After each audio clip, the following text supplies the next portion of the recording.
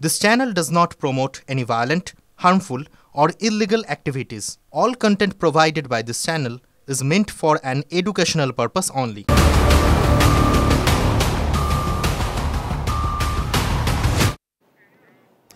আরো একবার আপনাদের স্বাগত জানাই টিভি9 বাংলা। এই মুহূর্তে রনিবার সঙ্গে আমি মঞ্জিরা রয়েছি এবং সকাল থেকে বলা ভালো গতকাল গোটা রাত থেকে যে ছবি আপনাদেরকে আমরা দেখিয়েছি, প্রতি মুহূর্তে দেখিয়েছি আমার সহকর্মীরা যারা ঘটনাস্থলে ছিলেন এবং সেখান থেকে লাইভ ফুটেজ আপনাদের সামনে তুলে ধরেছে। সেই আরজিকর সরকারি একটা হাসপাতাল, সেই হাসপাতালে ঢুকে গুন্ডামি, এত সাহস কে জোগালো? এরা কারা এইরকম গুন্ডামি চালালো? মধ্যরাতে আরজিকরে তাণ্ডব, এমার্জেন্সিতে ভাঙচুর, ভেঙে গুড়িয়ে দেওয়া হয়েছে এমার্জেন্সি ওয়ার্ড, ছড়িয়ে ছিটিয়ে পড়ে জীবনদায়ী ওষুধ। দুষ্কৃতী তাণ্ডবের সামনে কার্যত নিধিরাম পুলিশ এবং বারবার করে আমরা দেখেছি, আমিও ঘটনাস্থলে ছিলাম, আমিও দেখেছি যথেষ্ট পুলিশ ফোর্স ছিল না। কেন? এবং পুলিশকে আমরা বারবার দেখেছি যে তারা কোনোভাবে রীতিমতো মেজাজ হারাচ্ছেন। কিন্তু কারণ কি? এটা তো ঘোষিত কর্মসূচি ছিল। কেন পর্যাপ্ত পুলিশ ফোর্স ছিল না? এই দুষ্কৃতীদের কেন ঠেকানো গেল না? এই প্রশ্নটাই উঠছে। একটা সরকারি হাসপাতাল যেখানে প্রচুর মানুষ চিকিৎসার জন্য আসেন, সেখানে তছনছ কাণ্ড। কি কারণ? এই মুহূর্তে আমাদের সঙ্গে রয়েছেন সুপ্রিয় একটু আগেও, এই মুহূর্তে, এখনকার, আজকের সকালে, স্বাধীনতার সকালে একটা সরকারি হাসপাতালের ছবি দেখাচ্ছিলেন। আরো একবার সুপ্রিয়র কাছে যাব। সুপ্রিয়, একেবারে যে এমার্জেন্সি ওয়ার্ড যেখানে গতকাল রাতভর যে তাণ্ডব ভাঙচুরের ঘটনা ঘটেছে, সে তার পরবর্তী আজ সকালকার যে চিত্রটা, সেটা কিন্তু আমি একটু আগেও দেখানোর চেষ্টা করছিলাম, এখনও দেখানোর চেষ্টা করছি। আমার ক্যামেরা পার্সন অভিজিৎকে বলবো একটু দেখানোর জন্য। গোটা এমার্জেন্সি ওয়ার্ড এই আরজিকর মেডিকেল কলেজ ও হাসপাতালের, সেটা কিন্তু অন্ধকারে ডুবে রয়েছে। এই মুহূর্তে চারিদিকে যে সমস্ত টিউবলাইট থেকে শুরু করে অন্যান্য যে সমস্ত ইলেকট্রনিক সরঞ্জাম ছিল, সমস্ত কিছু কিন্তু ভেঙে চুরমার করে দেওয়া হয়েছে।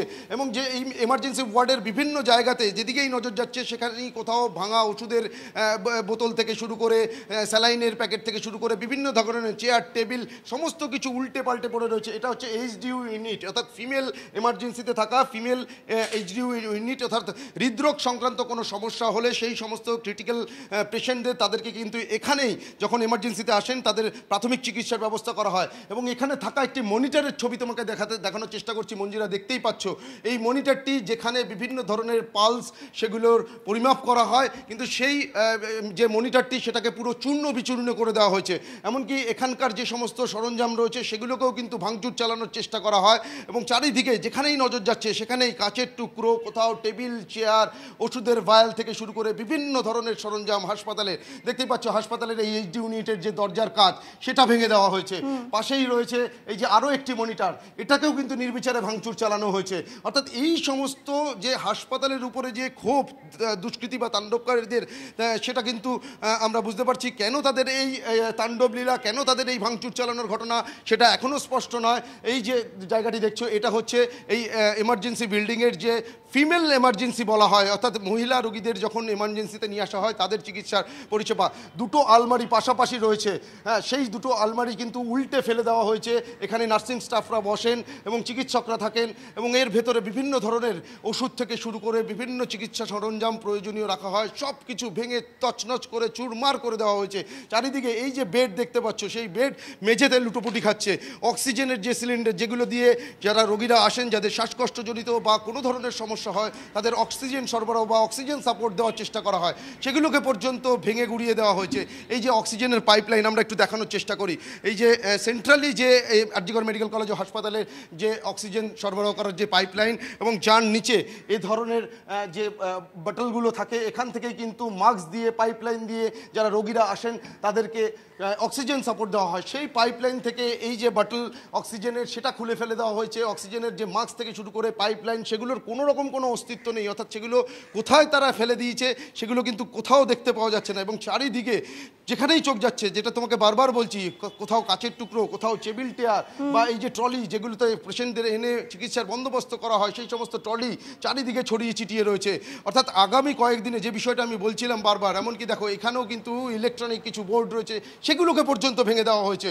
যেমনটা বলছিলাম যে কিছু সময় আগেই যে অন্ধকারে ডুবে রয়েছে এই এমার্জেন্সি ওয়ার্ড, অর্থাৎ এখানে আগামী কতদিনে চিকিৎসা পরিষেবা স্বাভাবিকভাবে শুরু করা যাবে?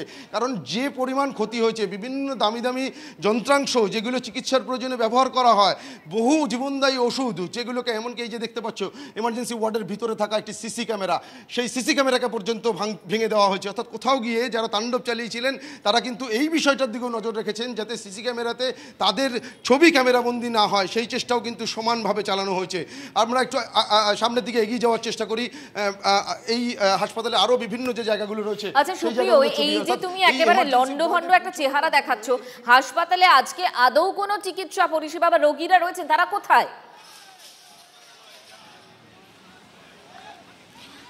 দেখো এমার্জেন্সিতে আজ কেন, আগামী কয়েকদিনে চিকিৎসা পরিষেবা স্বাভাবিকভাবে শুরু করা সম্ভব হবে তা নিয়ে কিন্তু একটা বড়সড় প্রশ্নচিহ্ন রয়েছে।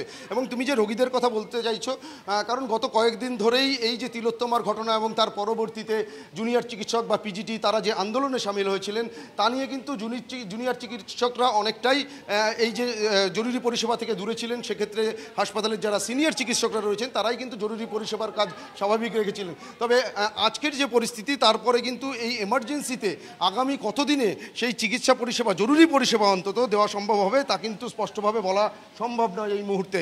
এবং যারা রোগীরা বলছে তারা বিভিন্ন ওয়ার্ডে রয়েছেন, এই হাসপাতালের অন্যান্য যে বিল্ডিং ফ্লোরগুলো রয়েছে সেখানে সেই সমস্ত রোগীরা রয়েছেন। এবং আমরা কিছু সময় আগে দেখছিলাম মঞ্জিরা, অনেকেই রোগীর আত্মীয় পরিজনরা আসছেন, তারা গতকালের এই ঘটনার পর আতঙ্কিত এতটাই হয়ে পড়েছেন যে তারা তাদের রোগীকে হাসপাতাল থেকে নিয়ে যাচ্ছেন অন্যত্র চিকিৎসার জন্যে। কারণ গতকাল যে ভয়াবহ পরিস্থিতি তৈরি হয়েছিল দেখতেই পাচ্ছ, দেখো চেয়ার টেবিল থেকে শুরু করে বেঞ্চ যা যা ছিল সমস্ত কিছু উল্টে পাল্টে রীতিমতো ভাঙচুর করে দেওয়া হয়েছে। এটি একটি সার্ভার ইউনিট। এই যে সার্ভার ইউনিট দেখতে পাচ্ছ, এখান থেকে কিন্তু বিভিন্ন সমস্ত ইলেকট্রনিক সরঞ্জাম অপারেট করা হয়। সেই সার্ভার ইউনিটের কাজ ভেঙে সেটাকেও কিন্তু ভাঙচুর চালানোর চেষ্টা করা হয়েছে। নার্সিং স্টাফদের যে রুম, নার্সিং স্টাফদের যে চেঞ্জিং রুম, এমনকি স্টোর রুম, যেখানে যেটা সব থেকে গুরুত্বপূর্ণ স্টোর রুম, যেখানে বিভিন্ন জীবনদায়ী ওষুধ মজুত রাখা হয়। এই যে আরও একটি এমার্জেন্সির ওয়ার্ডের দেখতে পাচ্ছ, সেখানেও কিন্তু চারিদিকে পরপর সারি দিয়ে বেডগুলো পড়ে রয়েছে এবং চারিদিকে ভাঙা যে জায়গা, যে বেডের ছবিগুলো তুমি দেখাচ্ছ, যেখানে রোগীদের থাকার কথা, মুমূর্ষু রোগী যারা চিকিৎসার জন্য আসেন, দূর দূর থেকে আসেন, গ্রামান্তর মানে শহরতলি থেকে আসেন, কি অবস্থা, ভয়ঙ্কর, তছনছ। এও কেউ করতে পারে? মঞ্জিরা, আরও একটা জিনিস তোমাকে একটু দেখানোর চেষ্টা করব। পুলিশ কর্মীরা যে আক্রান্ত হয়েছেন, এই যে দেখতে পাচ্ছ, এটা হচ্ছে একটি পুলিশের যে ওয়্যারলেস থাকে, অর্থাৎ পুলিশ কর্মীরা যেটা ব্যবহার করেন নিজেদের সঙ্গে যোগাযোগ করার জন্য, অর্থাৎ পুলিশ কর্মীরাও যে এলাকা ছেড়ে পালিয়েছেন এবং সেই সময় যে তাদের এই ওয়্যারলেস পড়ে গেছে সেটাও কিন্তু দেখা যাচ্ছে। এই যে এমার্জেন্সি রুমের ভেতরে এখন সেই ওয়্যারলেসের ছবি তুমি দেখতে পাচ্ছ যে যেটা পড়ে রয়েছে, এটা কিন্তু কলকাতা পুলিশের যারা কর্মীরা তারা এখানে কর্তব্যরত থাকেন, তারা এই ওয়্যারলেস ব্যবহার করেন এবং সেটা ভাঙা অবস্থায় এখানে পড়ে রয়েছে, সেই ছবিও কিন্তু তুমি দেখতে পাচ্ছ। অর্থাৎ কি কতটা মারমুখী ছিল বা যারা তাণ্ডব চালিয়েছিলেন তারা কত সংখ্যায় ছিল সেটা কিন্তু বোঝা যাচ্ছে। এবং যে নির্বিচারে ভাঙচুর চালানো হয়েছে তা কিন্তু এই এমার্জেন্সি থেকে শুরু করে বিভিন্ন জায়গার ছবিটা দেখলে, বাইরে সাধারণ যারা রোগীরা আসেন তাদের আত্মীয় পরিজনের বসার জন্য যে চেয়ারের ব্যবস্থা, সেই চেয়ার এমার্জেন্সির মধ্যে ছুঁড়ে ফেলে এমার্জেন্সির কাজ ভেঙে দেওয়া হয়েছে। এমার্জেন্সির ভেতরে থাকা বিভিন্ন সরঞ্জাম সেগুলোকে ভাঙচুর চালানো হয়েছে। অর্থাৎ যে ছবি এই মুহূর্তে দেখতে পাওয়া যাচ্ছে তাতে আগামী কতদিনে এই আরজিকর মেডিকেল কলেজ ও হাসপাতালের মেল এবং ফিমেল ওয়ার্ডের যে ফিমেল যে এমার্জেন্সি পরিষেবা সেটা চালু করা সম্ভব হবে তা নিয়ে কিন্তু একটা বড় প্রশ্নচিহ্ন তৈরি হতে শুরু করেছে। কারণ বহু দামি দামি যন্ত্রাংশ থেকে শুরু করে, বহু দামি জীবনদায়ী ওষুধ থেকে শুরু করে বহু কিন্তু সম্পত্তি নষ্ট হয়েছে এবং এই সমস্ত কিছুকে আবার পুনরায় নিয়ে এসে চিকিৎসা পরিষেবা এই জরুরি বিভাগে অন্তত শুরু করা সম্ভব হবে তা নিয়ে কিন্তু প্রশ্ন উঠছে। তার সঙ্গে সঙ্গে বিভিন্ন বিভাগের যারা কর্মীরা রয়েছেন, গ্রুপ ডি স্টাফ থেকে শুরু করে নার্সিং স্টাফরা, তারাও কিন্তু গতকাল রাতের পর থেকে তাদের নিজেদের নিরাপত্তা সুরক্ষা নিয়ে প্রশ্ন তুলতে শুরু করেছেন। মঞ্জিরা, সুপ্রিয়, আবারও তোমার সাথে কথা হবে, বারে বারে কথা হবে।